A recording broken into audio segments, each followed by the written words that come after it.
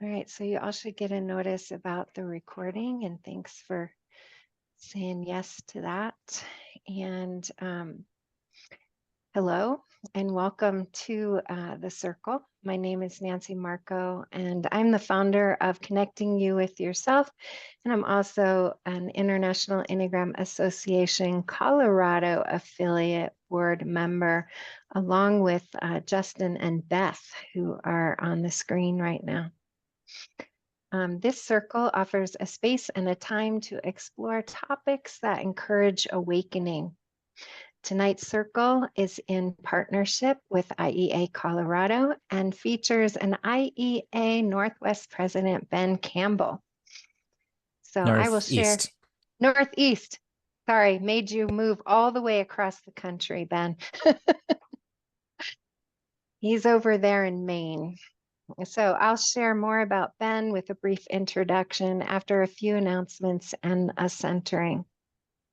So any questions before I go on, especially for those that are brand new, never been here before?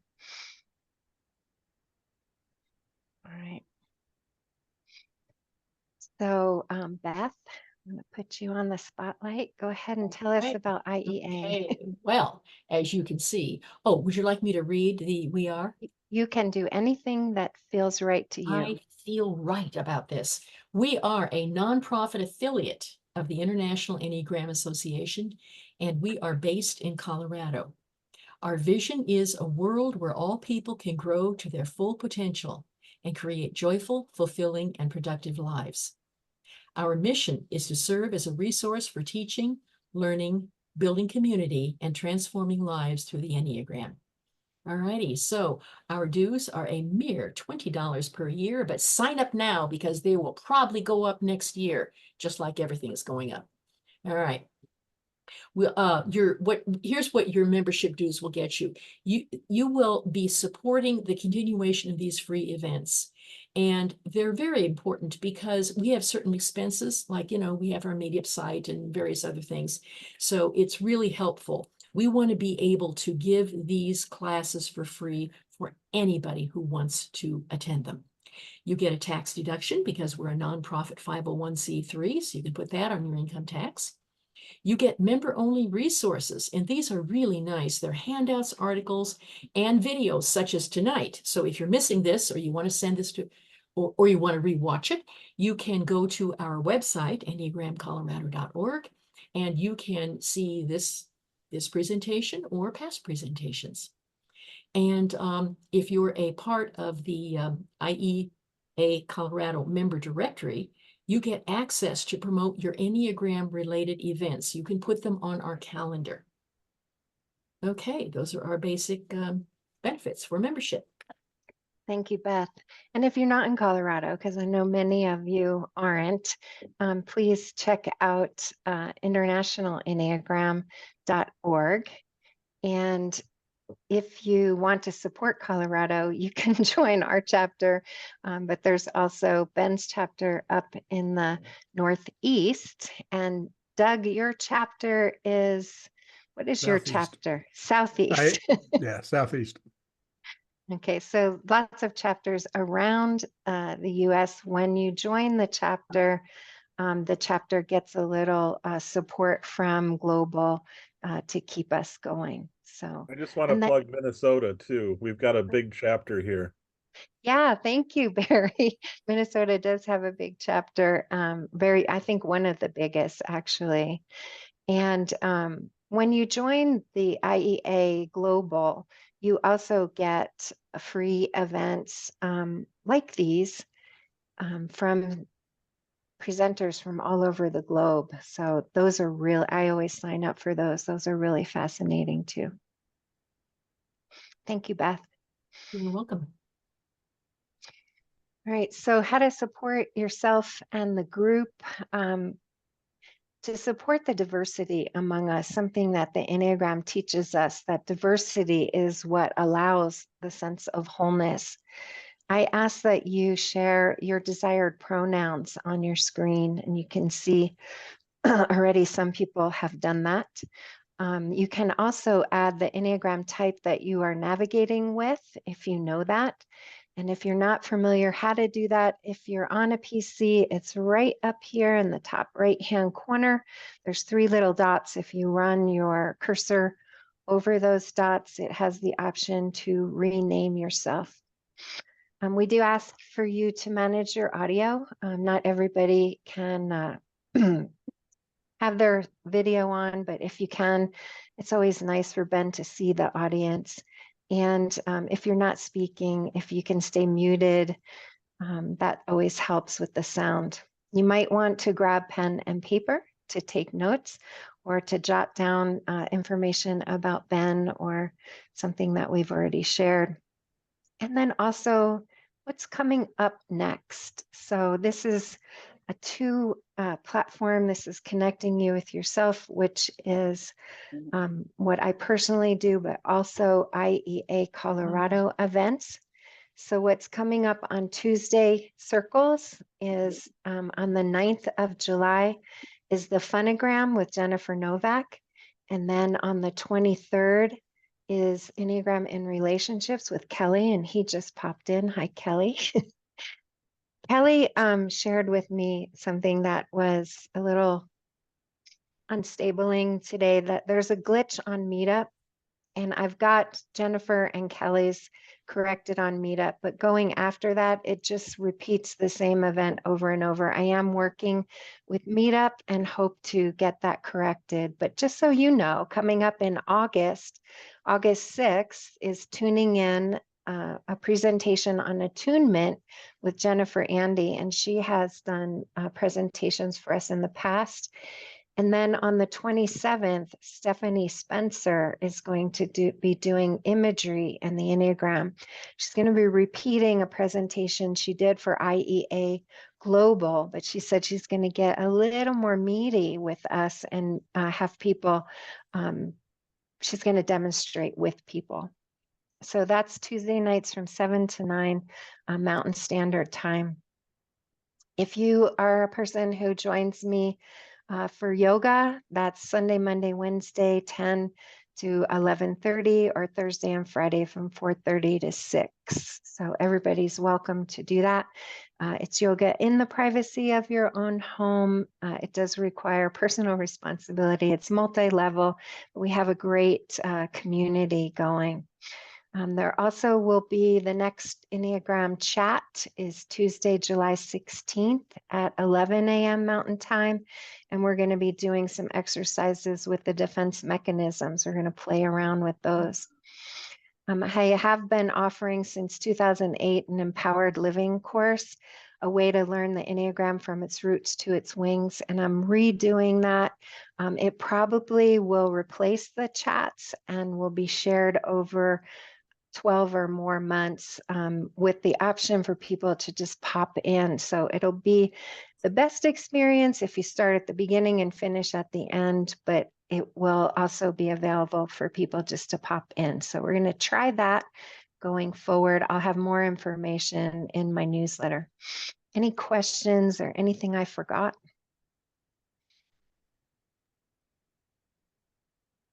I just want to mention to the last name, Stephanie Spencer, she and I are doing a collaborative 1-day workshop in November, which is combining imagery, Enneagram, and nature. It's online. So you can find that on either of our websites. We're both looking forward to it.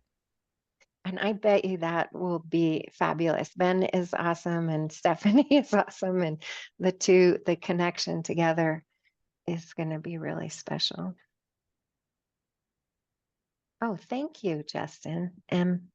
Mountain, what is the D? He sent me a note. Technically, it's it's not standard time. It's daylight savings time. All right, thank you. Thank you for that correction. All right, so as we do in every circle, and what I think is one of the most important practices that the Enneagram gives us is taking a moment to center. And so I'd like to invite you to center with me. We're going to use the 3 centers of intelligence to do this. And the first thing I invite you, if you would, place your feet on the floor and just trust me that this is an important part of connecting to the first center of intelligence. We're going to explore the body, the instinctual intelligence. And so placing your feet on the floor, maybe wiggling around in your chair, lifting up the crown of your head and heavying your elbows to lengthen your spine. Let your hands rest palms down on your thighs in a grounding mudra. Take a moment to find a meditative state, your breath, and this moment to be right here, right now. Breathing in and breathing out. Bringing awareness to the space inside of you and letting that space inside of you allow you to surrender into this moment, to release any tension, any resistance, any distraction,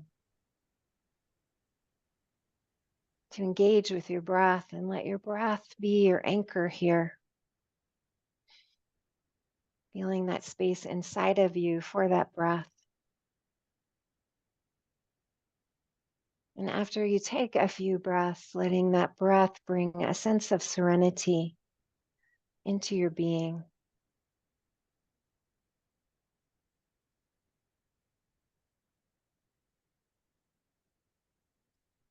This intelligence found in the body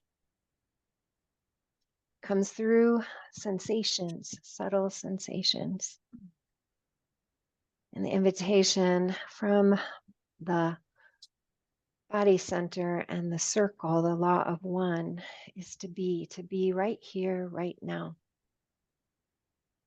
Be in your body. Connect with the earth below you. Be with your breath. Be in this moment. To support us in doing so, I invite you to bring your hands into a prayer mudra. Touch the heels, the mounds, and the fingertips together. This mudra supports the integration of the two hemispheres of our mind. Let your attention float up to the space behind your eyes and between your ears. Breathe into this head center, feeling the integration of the two hemispheres of your mind.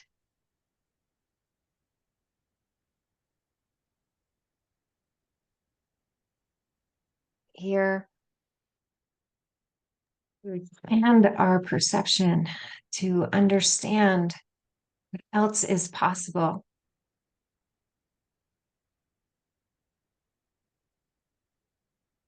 We do that by inviting consciousness, by practicing awakening, and by being present right here, right now, aware of the space between us and our thoughts, that space that is the observer, the space that allows the observer. And this all correlates with the law of 7. To be willing to change, to be open to change, to be willing to open to a different perspective.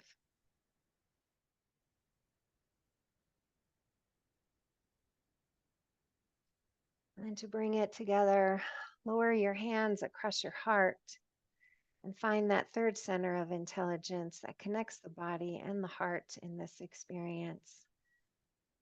Letting your hands bring you home. Feel that space between you and the emotions that this center shares as intelligence.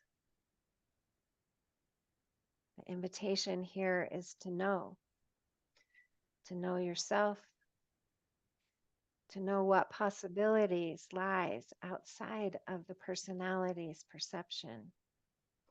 The law of three.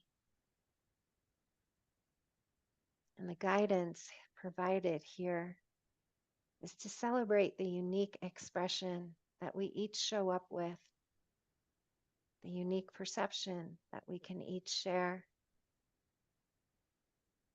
to honor the preciousness that we bring,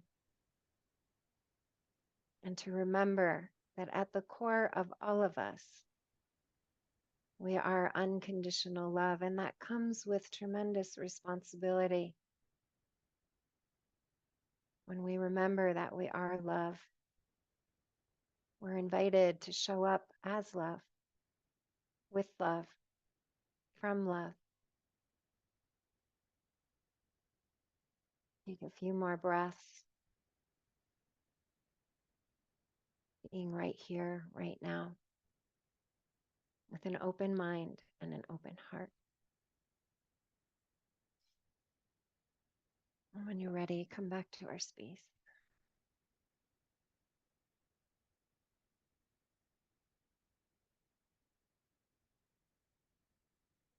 So I got the wonderful experience to be with Ben personally at the big Enneagram retreat in Minnesota.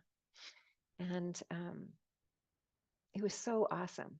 It just touched my heart, and it gave me so much peace knowing that these great young teachers are coming forth as leaders in the Enneagram movement. So wise, so accessible, so brilliant in what they have to share. And I really think Ben, he's coming in to us from Maine, from Bath, Maine. So that means he's staying up late. And he's done this for us before, and we really appreciate it. A little bit about Ben, if you've not heard of him. He is a Rizzo Hudson certified Enneagram teacher. He is also, as I said, president of and co-founder of Enneagram Northeast, an IEA affiliate. He also holds a degree in East Asian Studies from Bates College and is an apprentice at the Maine Primitive Skills School and a longtime student of the Animas Valley Institute that I understand now is here in Colorado. Yep. So Ben served as a coach and facilitator for the Shift Network's Enneagram certification program in conscious living 2021 to 2022 with Russ Hudson and Jessica Dibbs. And he was also a presenter at the 2021 IEA workshop Passions and Purposes. And he recently, last year, presented at the IEA Global Conference. You can listen to Ben speak on the No Small Thing, the Enneagram of Essence, the Lonely Edges, and the Blind Spot podcast. And Ben's website is on the screen, wildenneagram.com. Be sure to check it out. And I already signed up for interest in next year's Big Enneagram retreat. And maybe you want to join me. Sophia went last year with me too, along with Ellen. I think Sophia's here. Yeah, she is. So that's all I have to share. I'm going to hand it over to you, Ben. Thank you. Hey, thank you, Nancy. Thank you, everybody. Pretty good turnout for history class at 7 p.m. your time. Not bad. So I did this talk before for IEA Colorado a few months ago, and I'm back. And I've done it in other places as well. And it was fantastic. Oh, thank you very much. Um, yeah, and whenever I do it, I think of it as a story time. So this isn't really an Enneagram workshop, although there will be some time for questions and discussion. But I just encourage you to sit back and take it in. I might work in a little bit of music this time around. So just to orient you about what to expect from this evening first, the precise origin of the Enneagram, who created it in the first place, is lost to time. We don't know who created it for the very first time, who wrote it down. We don't know if it's a 600-year history or a 2,000-year history or a 12,000-year history. We don't know if it was created by ancient Atlantis or if it came from aliens or if it was Jesus, or we don't know. I don't think it was any of those things personally. But we do know some things about the modern history of the Enneagram. And there are a lot of ideas floating around those, and there are a lot of misconceptions floating around those. Most of what I'll be sharing today comes from what I've learned via Russ Hudson and the books that he published with Don Riso, and also some books by Gurdjieff's students, such as John G. Bennett and P.D. Ouspensky, who both studied with Gurdjieff. And I'll talk about Gurdjieff in a minute if you haven't heard of Gurdjieff. So these are sources as close as you can get. You can also read Gurdjieff's books, although he was deliberately obtuse in his writing because he wanted you to be present at every moment. So I find his students to be an easier read. J.G. Bennett's books and P.D. Ouspensky's books are readable and super interesting, and I'd encourage them to anybody. And as for Russ Hudson and his writing, Russ Hudson was in the Gurdjieff work before he was an Enneagram teacher. And his teacher was a woman named Jean de Salzman, who was one of Gurdjieff's primary students. So he has precisely 2 degrees of separation from him. He taught me, so I have 3, and now I'm passing it down to you all, and you have 4. So there is a direct line from what Gurdjieff was talking about person to person, as well as through published books. That said, my memory is not infallible, so I may make some mistakes in this. If something doesn't sound right to you, I'd encourage you to look into it. I'm not an expert in any of the fields I'm going to be talking about.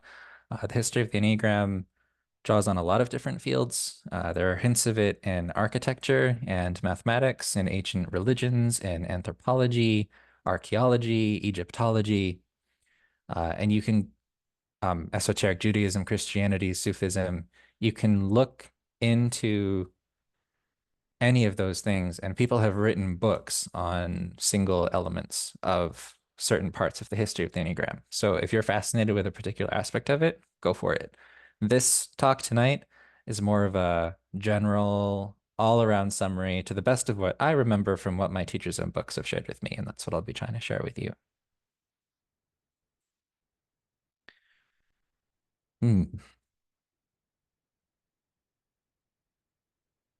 All right. So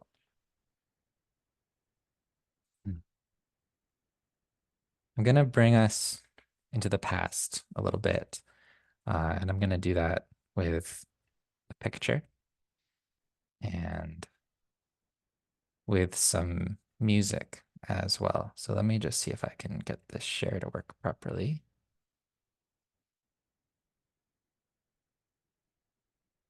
Share sound. Okay.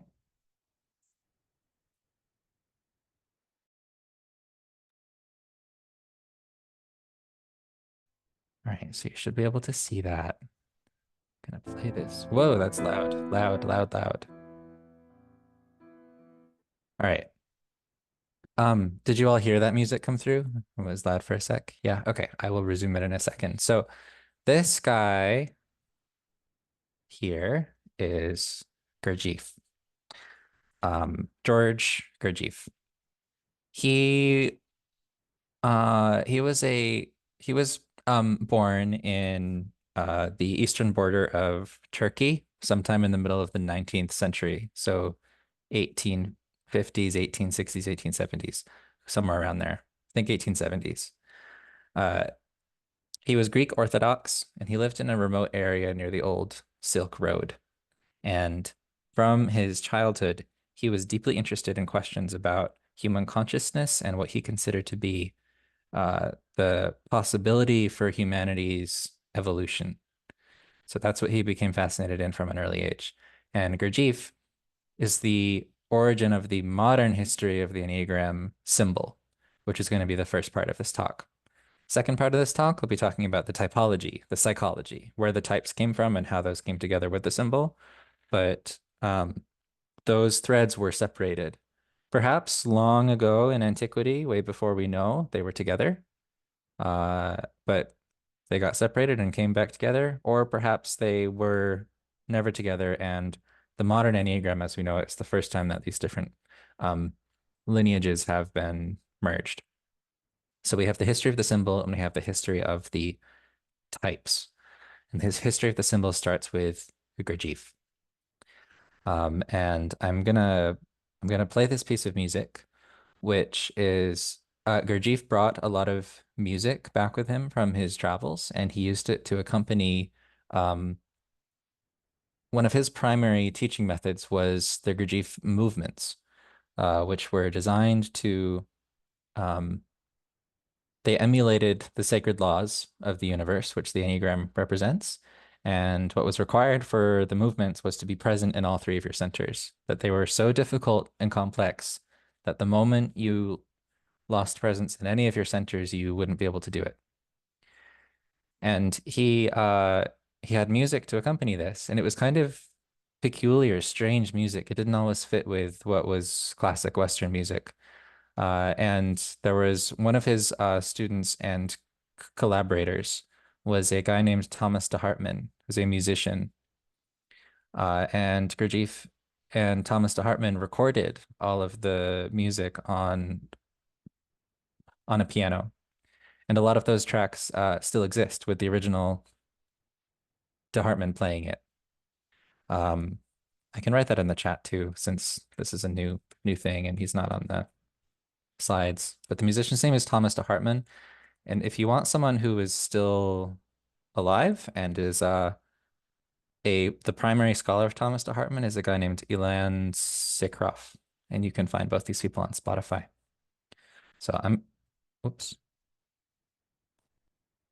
I'm just gonna play this. Hope it's not too loud. Just a couple minutes.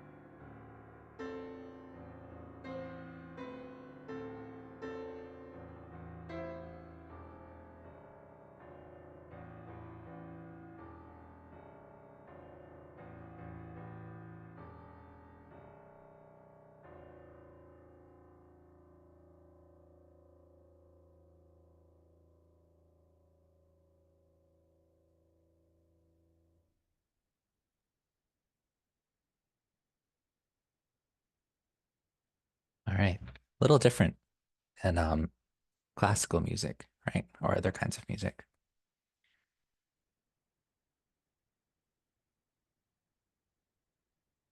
Sorry if it was. Oh, I'm sorry it wasn't loud enough. I didn't see those comments. You're welcome. I'll turn it up for the second piece I'll play later. And you're welcome to go find it on your own as well. So apologies for the lack of volume there. Okay.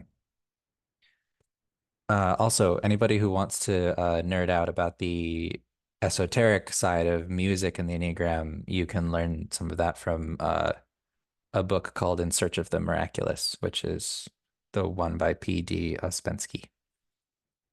And if anyone knows how to spell that, you can put it in the chat, or I'll add it here. Ouspensky is his name. In Search of the Miraculous. So this is Gurdjieff.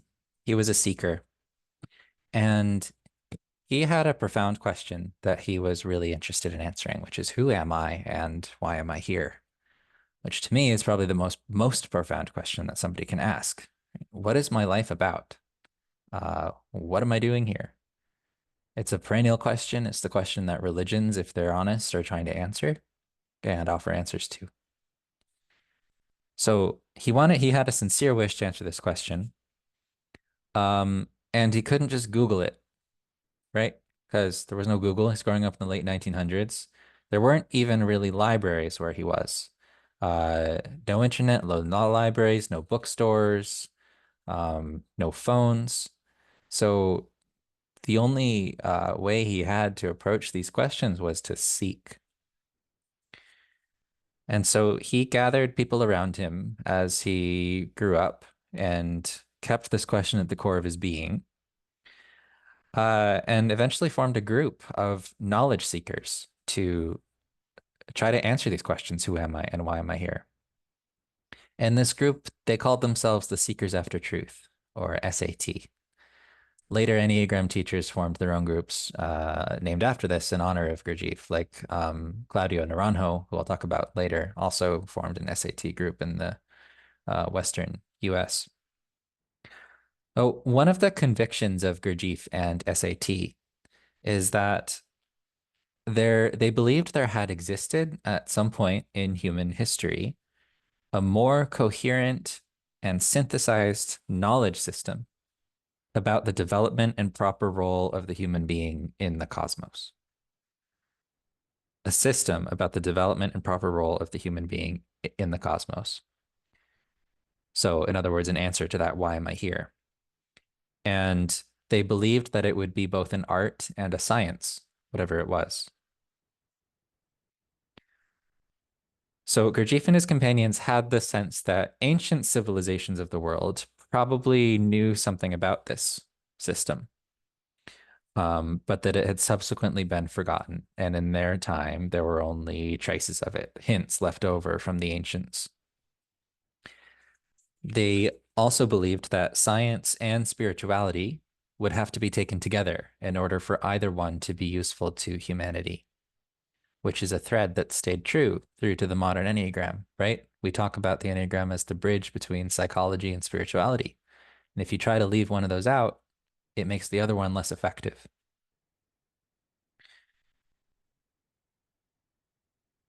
Around the time that SAT was doing their searching was also the time when globally, archaeology as a science was starting to become more sophisticated. And a lot of ancient texts, such as the Indian Vedic texts and the Upanishads, and as well as the Egyptian hieroglyphs, were first being translated into modern languages. So there was this renaissance at the time of ancient wisdom being brought to light. And along with it, the possibility that these ancient people knew some important truths about how the universe works.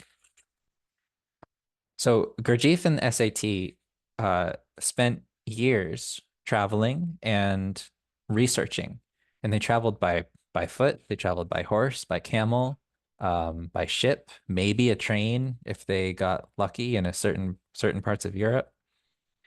And eventually they came across hints of a system that was supposedly dedicated to the full blossoming of the human soul. The full blossoming of the human soul, and that it was an art and a science. Separately, Gurdjieff learned of an organization called the School of the Honeybee. which was supposed to be the system for this. And that's their name, Sarmundark, translation, School of the Honeybee. And so that was his most likely link to the ancient teachings. He'd heard about this and he's thinking, oh, well, this is the most likely link. I will try to find them. Incidentally, School of the Honeybee, my friends and colleagues, Robert Driver Bishop is a Enneagram Celtic scholar who knows a lot about this School of the Honeybee idea. He recently did a talk for our affiliate up in Enneagram Northeast. And if you'd like to see that talk, you can get a membership to our affiliate. Or if you'd like to learn from Bob directly, you can go find him. He's a fascinating person. He has, I don't know how many degrees and books and papers he's published on spirituality and Celtic, the Celtic origins of the Enneagram. That Gurdjieff himself was likely a Celt. The Celts came from Anatolia. They had secret tunnels, secret spiritualities, brilliant constructions.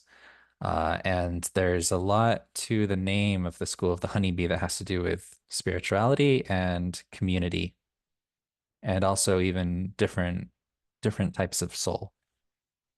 So a lot of mystery around the School of the Honeybee. So Gurdjieff heard about this, and so he went looking for it.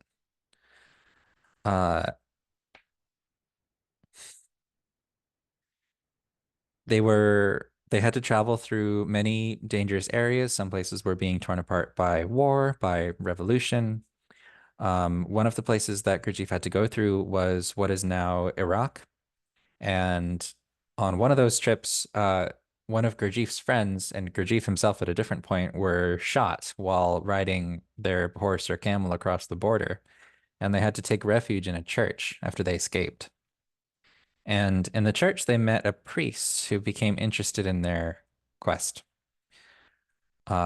This priest had formerly hosted a wealthy Russian prince who had come through and left the priest with a map of ancient Egypt, but really pre-ancient Egypt, because it depicted Egypt before the desert, Egypt before the sands. The map included the Sphinx, but not the pyramids.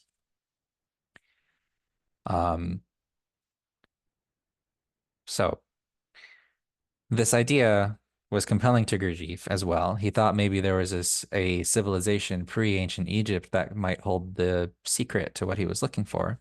And he wanted to meet this prince as well. So he took the map and left to go to Egypt. And while he was there in Egypt, he encountered this Russian prince, became friends with him, and also met someone who was one of the first people to translate the Egyptian hieroglyphs. And they spent some time in Egypt together, studying, going to these ancient sites, learning what they could. If you'd like a movie about this part of Gurdjieff's work and some of his early life too, there is a movie called Meetings with Remarkable Men. He has a book by the same name, but we watched the movie at the Enneagram Institute, and I think you could probably find it. So it's on YouTube. If you Google it, yay. It's available. It's watched it many times. It requires you to watch it many times, I think. Okay, great. So you can go find it on YouTube. Meetings with Remarkable Men.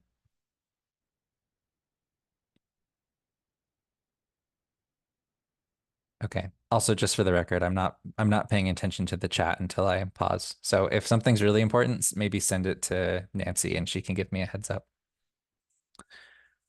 Okay. So also while in Egypt, Gurdjieff encountered something. He encountered a fourth way school, something called a fourth way school, which is a path to spiritual enlightenment that works on all three centers at once, the body, heart, and head, as opposed to the other three ways, which is just working on the body, just working on the heart, just working on the head. He studied with the Sufis while he was there, who themselves practice a teaching, which is essentially a fourth way tradition. And there's some evidence that the fourth way aspect of Gurdjieff's teachings comes from the Sufi tradition. I'm forgetting the name of a book. I think it's called Presence, and it's about Sufism, and it references Gurdjieff. It's not about Gurdjieff. And it basically talks about the fourth way without saying it's the fourth way. And I found that book at a random library. No, I found that book at a bookstore at the MFA in Boston, and I bought it. I'm like, what is this? And it mentioned Gurdjieff in the middle. I was kind of surprised. That was a long time ago. I think that's what it's called. Presence. I forgot the author. Okay. Yeah, a lot of sources you can look into if you're interested in diving deeper into any aspect of this. Gurdjieff eventually left Egypt after learning more about the school of the honeybee. He learned its possible location in Central Asia and found his way into this secluded mountain valley and eventually came across the remnants of that group. And that is where, so he found the school of the honeybee, and that's where he learned the sacred dances, and that's where he learned the Enneagram symbol. The dances are now called the Gurdjieff movements, but the Enneagram symbol was the organizing principle of the school of the honeybee. So this brotherhood was keeping the symbol alive. It's not clear that they created it. It's more like they were stewards of it, inherited it from somewhere. And it's unclear where it originally came from. But their whole monastery was based around the Enneagram symbol itself and the three cosmic laws that the Enneagram symbol represents. So the law of unity, the law of Trinity, and the law of seven, which you should ask Nancy about at a different time because she knows a lot about those things. So they represent laws of nature. And the music thing that I referenced earlier, the law of seven is also called the law of octaves. And so in the music that Gurdjieff created, it's musically working through themes of the law of seven. And I am not the person to explain that to. You'd need a Gurdjieff music nerd, of which I'm sure you could find some. The message of the School of the Honeybee was this, which is just as resonant today as it was back then in certain ways. They were saying, unless the creative energy of the Western civilization, is combined with the wisdom of the East, civilization itself will stall and ultimately fail. Unless the creative energy of the West is combined with the wisdom of the East, civilization will stall and ultimately fail. As I've continued to sit with the Enneagram and do my own work with it, I think even that is likely incomplete. It was the right message for that time. Now, I think as we're seeing a renaissance of indigenous wisdom, there's a third that needs to be brought in. This creative energy of the West, the wisdom of the East, and the integration with the earth that indigenous peoples know that was so prevalent on these continents, which aren't mentioned as West and East, right? Africa, North America, South America. So that's my personal conviction. That's not part of the official Enneagram history. Unless I make it into a book one day. We'll see. So Gurdjieff learned these laws. He learned about the Enneagram. He learned about sacred math that was underlying it. The movements were all about the Enneagram symbol in motion. So there would be groups of people lined up in rows and columns, all following mathematical patterns based on the Enneagram symbol. They'd be moving in circles and lines, crisscrossing between each other, doing different things with their heads and their hands and their legs. There were elements of Sufi dervishes in there. It was very complex. And they often danced on a Enneagram symbol that spanned the whole of the floor. There were lots of different ones. They were all focused on being present and in tuning into embodying these laws in the body.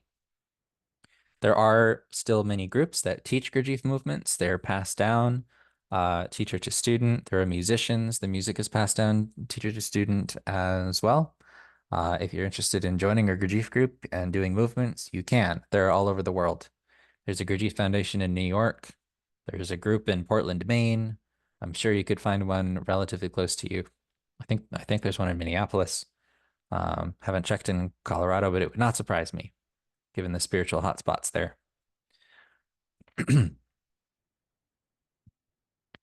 So Gurdjieff learned from this brotherhood, studied with them for a long time, and eventually they said, okay, take what we've taught you and go bring it back to your people. And that's what he did. And he started teaching in Russia, which was right around World War I and the Russian Revolution. So he didn't really have an easy way to teach it for very long. He gathered some students, started teaching it for a while. What he primarily taught was that the personality is a kind of sleep, and that humans have collectively forgotten what it means to be a human being, that we are robotic most of the time. My own take on this too is that largely humans have forgotten due to the influence of industrialization and agriculture and monarchies and kind of the Western top-down, we're going to dominate the earth kind of thing that actually takes us away from being present. I've talked more about my theory on that elsewhere. But the core of it remains that Gurdjieff taught that human beings are fundamentally asleep, that our default state is as unconscious to a present state as actually being asleep is to our default state, right? So there's being asleep, and then there's our everyday awareness, and then there's actually being present. And it's miles apart. And it's very hard to be present. So he taught it to kind of sleep. He taught that the work of waking up is called self-remembering. He used terms self-remembering, self-observation, that through observing ourselves and remembering ourselves in our three centers, we could learn to wake up and be present. And that line is continued through how the Enneagram is authentically used now. In my opinion, any authentic use of the Enneagram involves helping us be present. That's what it's for. It's not just a bunch of neat facts to learn about myself and then place other people in boxes, right? It's what is going to help me wake up? What is going to help me find who am I really and why am I here? Right? It's a key, it's a map, it's a gateway. So Gurdjieff was teaching this system, and he taught a lot of other things besides just that, which are some of the things that his students write books about. But he could only teach for a few years before World War I and the Russian Revolution broke out. And during that time, Gurdjieff led his followers out of Russia, through the Caucasus, into Turkey, and then eventually to Paris, where he opened an institute. And then throughout the early 20th century, his work spread through his followers to the UK and to South America and to North America, probably other places as well. He sent his students worldwide to teach his system, to teach his movements, to teach about the centers of intelligence, to teach about presence. And he taught the Enneagram symbol as a kind of living mandala of these laws: unity, trinity, and seven.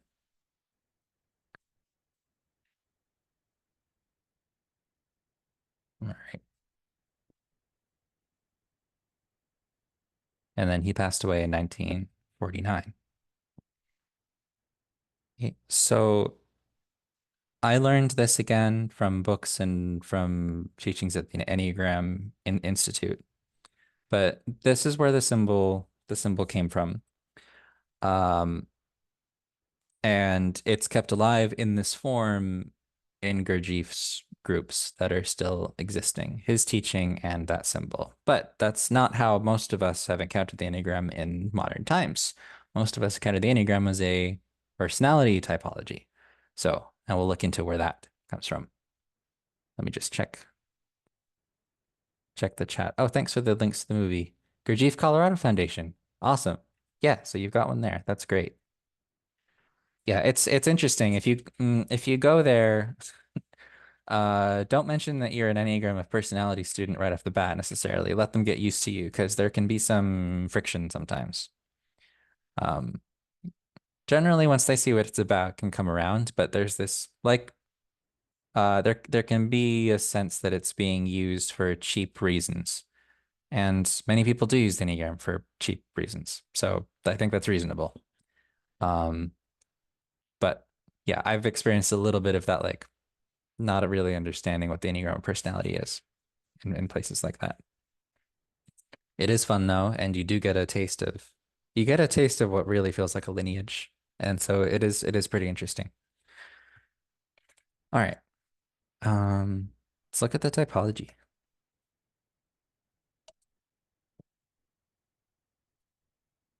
Hmm. Okay.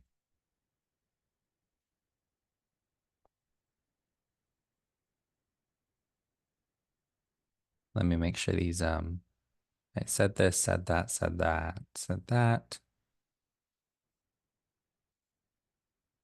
Okay, history of typology, and here we have the pyramids, Egypt.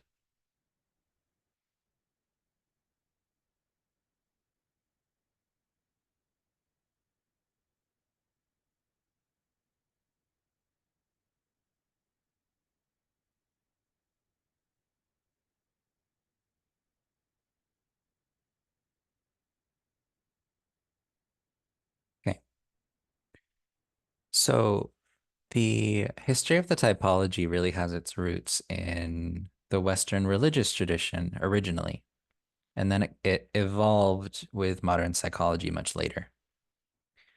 In the 3rd century AD, the first Christian monk named Anthony the Great, and again, this is what I'm remembering from the history talk at the Enneagram Institute, so feel free to fact check me at some point. Anthony the Great became a hermit in the deserts of Egypt and started an organization called the Desert Fathers, which was a monastic organization. And these were the first Christian monks and nuns and the first Christian mystics. This was a few hundred years after the death of Jesus. And this mystical branch started to evolve out of Christianity. They lived in the desert away from cities in order to avoid persecution. Some of what they studied and practiced later went into the mainstream church as the foundations of Christian monastic practice and the origins of the contemplative tradition.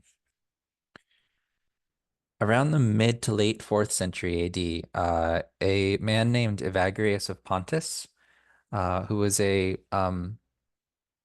I don't know why this is here. This isn't part of the talk. Um, Evagrius of Pontus was a prominent Christian monk and ascetic, and he went into Egypt, or Evagrius Ponticus. He was a major figure in the Christian church in Constantinople, but then he got into a scandal. He fell in love with somebody he wasn't supposed to fall in love with. And so in order to not dishonor himself, the other person, he left to purify his life. And he sought out the Desert Fathers in Egypt and joined their order. He, unlike the monks and nuns there at the time, was able to read and write. And so he started writing down what these monks were practicing. He wrote that the mystics there were looking through an Egyptian style lens of a system of nines and threes. I guess that's what this note here is for, that ancient Egyptian mysticism was founded on threeness and nineness. And if you go look at Egyptian symbology and archaeology, you'll see that everywhere. Russ Hudson often goes to Egypt and brings a tour group there for a few weeks and shows people around these ancient sites and points out some of these principles, which is what the Desert Fathers were integrating into their studies. In particular, what they were investigating was what caused their meditation and their prayers to fail? What made them forget God? What made them lose communion with God, with presence? And what they developed were these ideas of 9 distortions. 9 distortions that took them away from communion with God.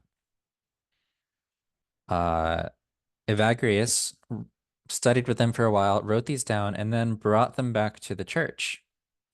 And originally he was dismissed because of his reputation and the scandal that he'd gotten into.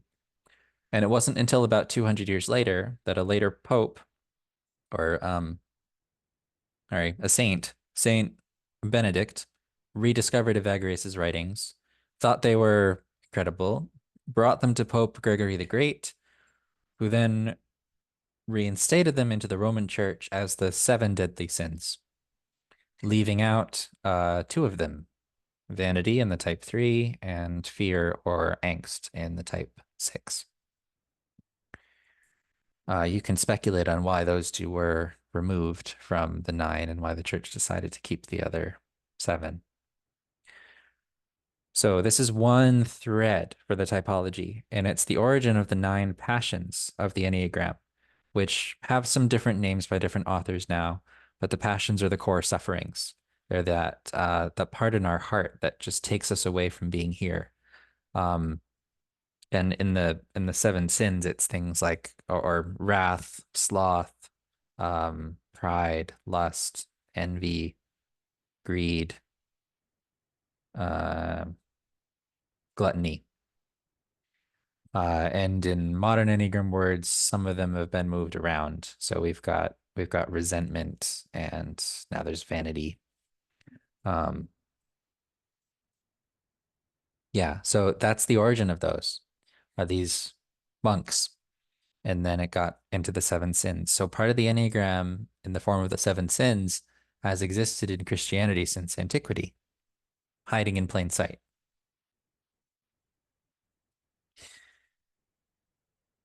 In addition to the whole fact that it's based on a Trinitarian model, which comes from ancient Egypt. So same roots. All right. Other threads of the typology. A few hundred years after this, Islam is established, and its mystical branch, Sufism, is established soon after that, evolves from Islam. Around that period, I don't have the year written down, there was a period of fruitful collaboration between Jewish mystics and Sufi Islam mystics, which triggered a revival of Jewish mysticism that led to the teachings of the Kabbalah,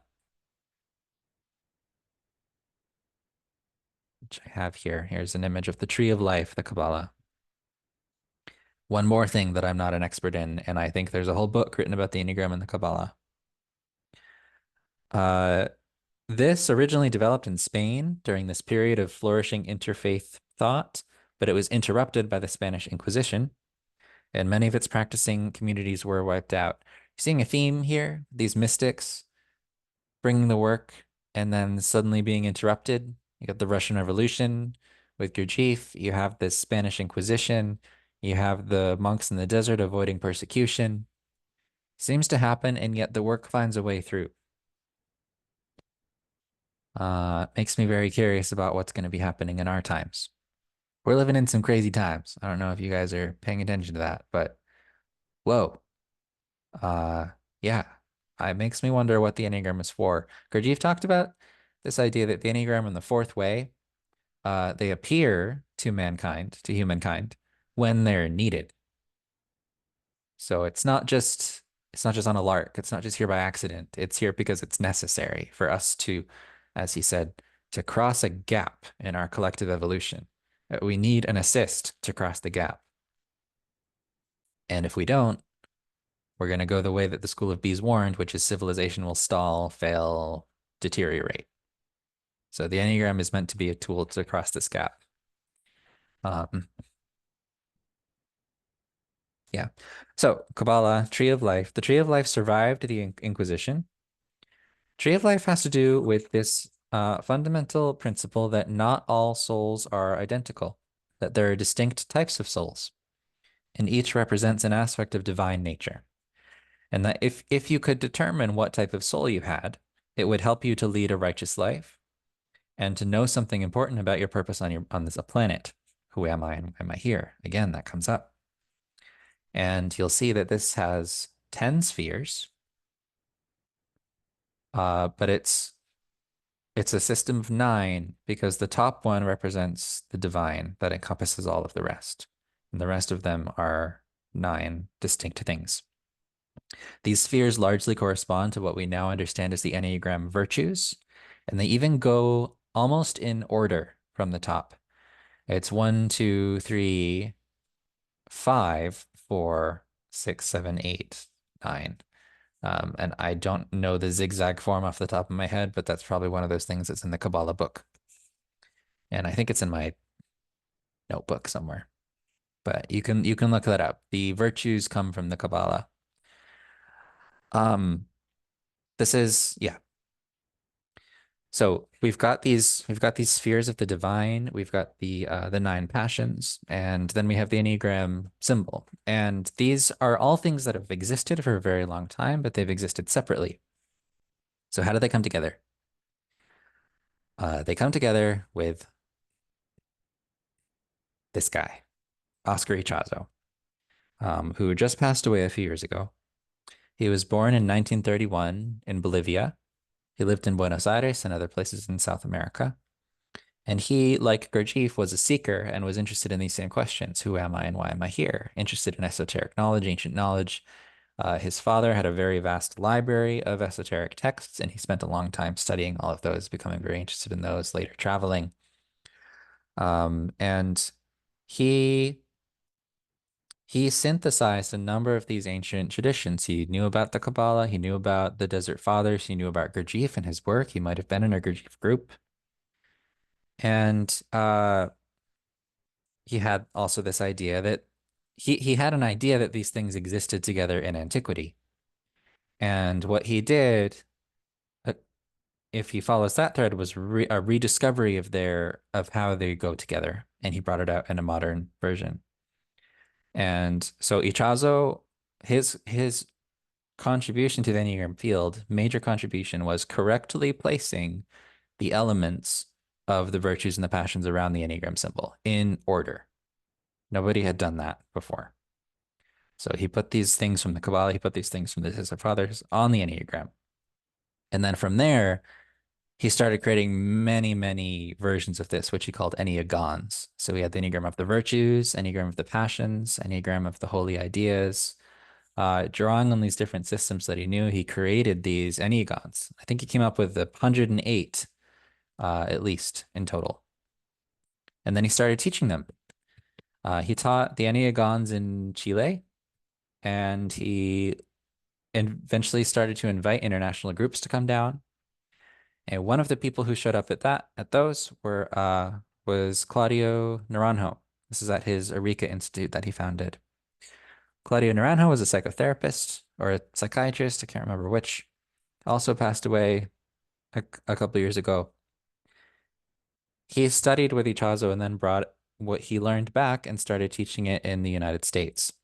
He founded a new Seekers After Truth in honor of Gurdjieff's original group. And he started to integrate what he knew about modern psychology, which was also developing throughout the 20th century. You had Freud, and then you had Jung, and then their students was really starting to explode, become well known. Then there was all this psychedelic stuff going on in the 60s. All of this was happening. There was like this awakening and interest in human psychology and human consciousness that could then be integrated with what we were learning about the Enneagram. So I think of this as the Enneagram going through a shock point in being integrated with psychology, that it was separate and it needed to evolve in order to serve modern civilization. And that needed evolution was bringing in psychology, which was a major shock that renovated the whole Enneagram, resuscitated it, right? Gave it a huge amount of life and depth and applicability. Claudio's jumping off point here allowed other authors and scholars and students of his, people like Helen Palmer and Sandra Maitre, to add their contributions to this. It found its way into other monasteries and seminaries, such as the Jesuit monasteries, which is where Don Riso learned about it and became fascinated with it. And by this point, the knowledge in the Enneagram it's been going, there's an exponential rate to what is being applied to the Enneagram, right? It was slow for a very long time. And then Gurdjieff brought it to the West. And we've got this, we're integrating the creative energy of the West. And things start to pick up faster, right? This happened about 150 years ago. 150 years ago. Uh, and then this integration with psychology has just happened in the past 50 years. And these days, I think dozens of Enneagram books at least come out every single year, right? We're flooded in them. Almost everyone I know has either published a book or is working on a book, at least among my colleagues, myself included. I have an idea, like, oh, yeah, so like a huge, huge. Um, so psychology was a shock point for the Enneagram.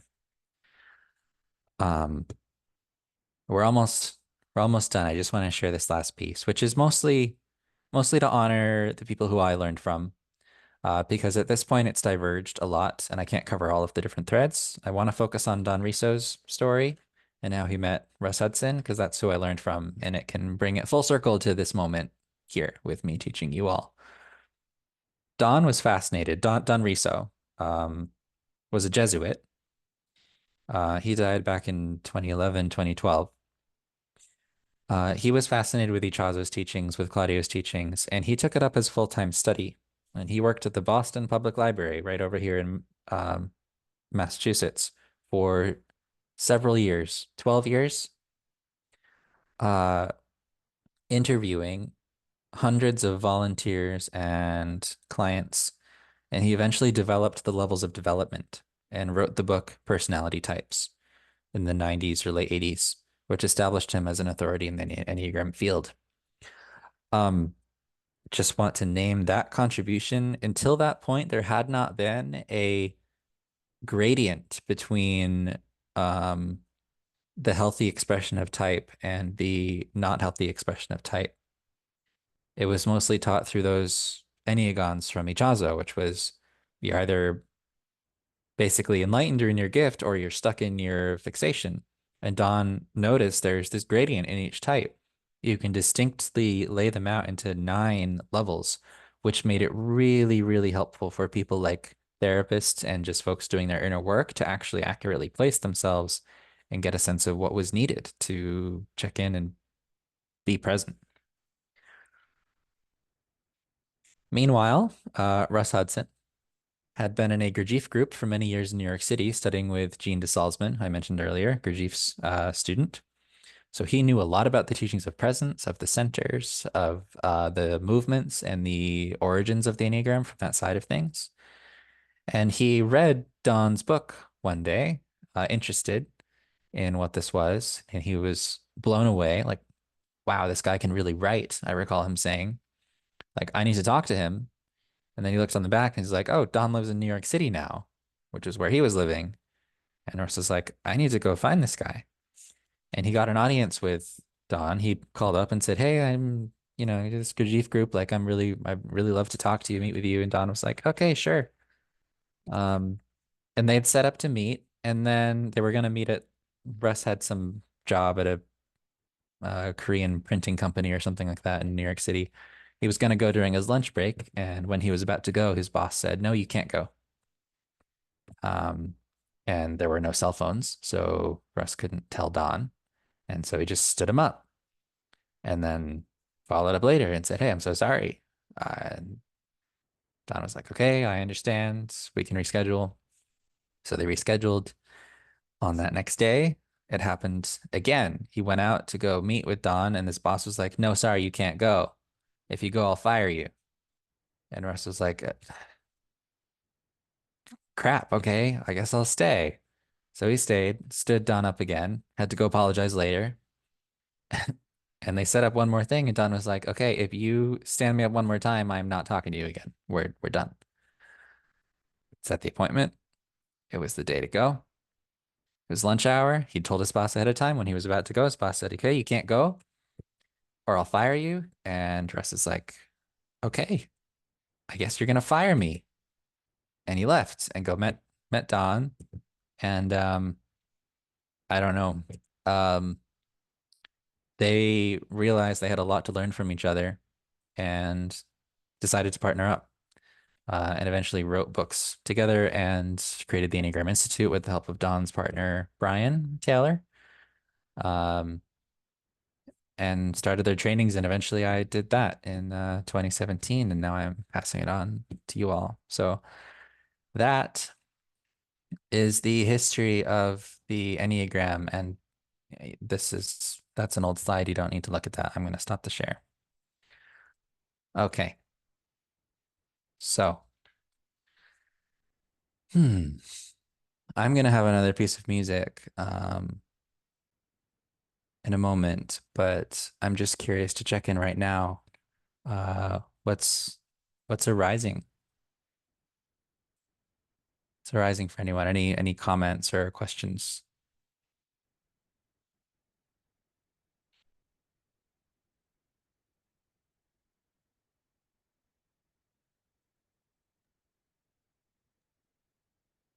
Ben, this is Mary. I have a question. Sure. Because the volume was so soft and my machine is maxed out in terms of volume, I couldn't understand before you played the last piece of music what you were telling us about it. Is this music that Gurdjieff wrote himself? No. I think so. Yeah, I think so. Based on what he was learning, and then he had it performed by this other person. And he And believed it was expressive of or illustrative of what? I mean, what was his purpose? so it's supposed to illustrate the laws of the Enneagram. So the symbol, one of the laws is called the law of octaves. It's based on the same principles that music is based off of. Okay. And so something about the different intervals and the rhythms supposedly this, evokes these laws in a manifested way. Okay. I don't really know much more about it than that. Okay. But I think he wrote them, or he co-wrote them with this other person, Thomas de Hartmann. Uh-huh. Or he learned them in different places. I think some of them are called Hymn from a Great Temple, for example. I think on his travels, he encountered some of these pieces, transcribed the melodies he heard, and then brought them back. That's So what I've heard, Ben. Is he learned them on his travels. yeah, Okay, thank you both. thank you. Yeah. Yeah, there are so many things you could go deep into here. I hope I'm providing a bunch of trailheads for you to explore further. Yeah, David. David. You mentioned that I believe Saint Benedict brought the teachings to Pope Gregory, I think, the 9 passions, but Gregory left 2 out, vanity and threes and angst, fear and type 6. Did you say the reason they were left out? No, I said you could speculate on why they were left out. Yeah. Could be that in the Christian church saying that fear is a sin doesn't make sense when you're supposed to fear God. I don't know. That makes sense. Hard to control people if you're also telling them that fear is a sin. Right. True. And the Catholic Church is ruled by fear for centuries. Right. The Inquisition, all kinds of things, and just harsh theology. Yeah. Boy, you'll be lucky And if you don't vanity, end up too. in hell. And this is what hell is like, Yes. So it was instrumental for them to have fear on their side. That makes a whole lot of sense. Yeah. So like I said, feel free to speculate. I think there are probably books written on that too. Good enough. Yep. We've had past speakers speak about how the Bible and the teachings were manipulated. Oh, interesting. I'd like to hear some of those. And we had a a woman, she's from Korea, who did the movements with us. And Bob has done the Celtic origins, which was really fun. And he's going to come back and do the presentation he did for you here. Oh, good. Good, good. Any other questions, inspirations, ideas?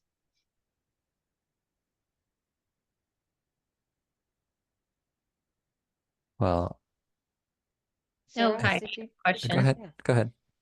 Hi. You were talking about Oscar Icazo and how he created or he came up with 108 Enneagons. Have you like personally looked at like all 108 of these and like, oh, okay. So do you know anything like further information about like what the other ones are about as well? I don't. I think they're written out somewhere. I was gonna say, I bet you could Google them. I'm gonna do a little Google search right now. I've seen many of them, but not the whole 108 of them. Yeah, the Eureka School that someone just commented, I think you can still get to that website there. Um, yeah, there's the significance of that in terms of mainstream Enneagram is that we still use four of them, which are the Enneagrams of holy ideas, virtues, passions, and fixations. But yeah, there are a lot more, and I don't know them.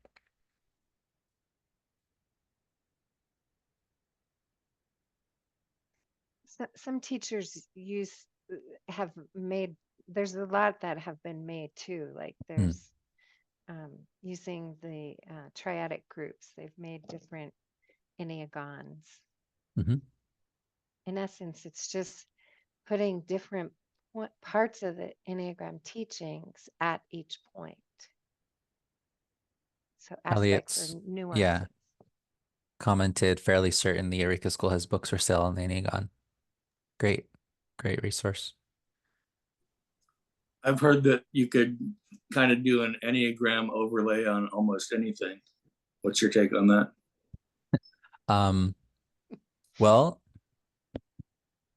so what I've heard is that if you can place the components of a process of any kind around the Enneagram, that you would know how that works. There's a small book called Enneagram Studies by J.G. Bennett, the guy I mentioned earlier, who talks about examples of that. And some of the ones that are in there are how to cook a meal, how to manufacture a product, the evolution of life, the spiritual realization of the human being, how the biosphere operates, the water cycle. So I think the actual quote was, any process that sustains itself, or that renews itself in some way, you can model with the Enneagram because it's Russ has called it a perpetual motion machine. It is. It is actually. When you look into, oh my gosh, I'll find the link for what my brain is not coming up with, but basically free energy. the toroidal field,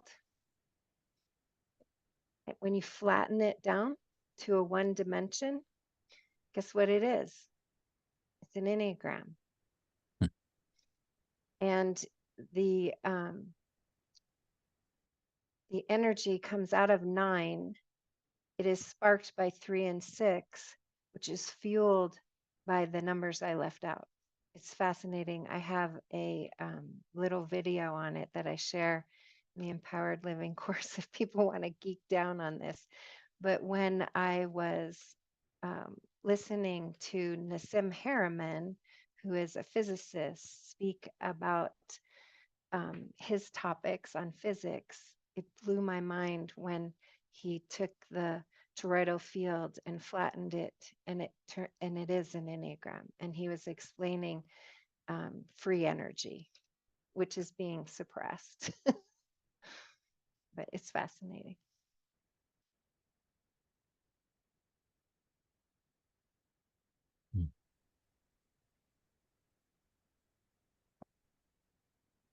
Anybody else?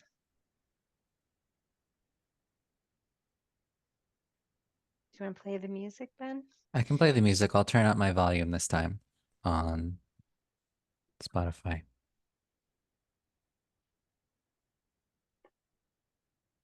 All right, turn that up.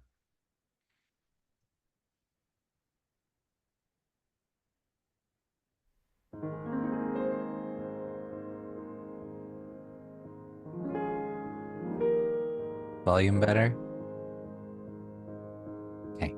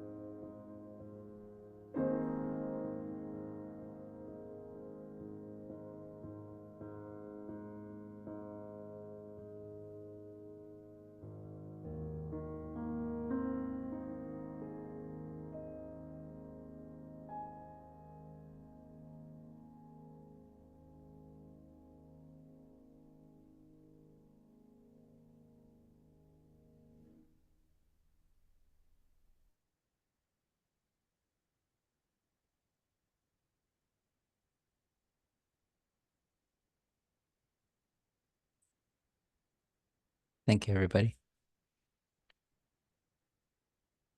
Thank you, Ben. We still have some more time. Mhm. So would you guys like to have some time with each other to kind of process and share, or just meet each other in a breakout?